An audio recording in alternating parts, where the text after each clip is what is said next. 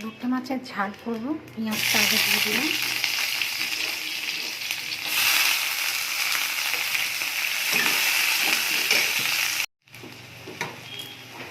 রসুনটা দিয়ে দেবো।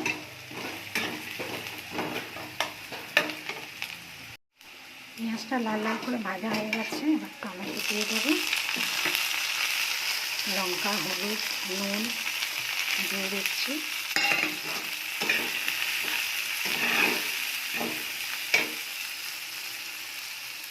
মশলাটা কষা হয়ে গেছে, লোটে মাছটা দিয়ে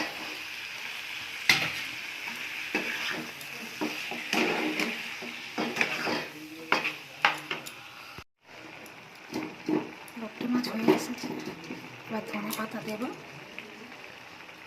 ধনে পাতা দিয়ে বন্ধ করে দেবো। সব গোটা গোটাই আছে।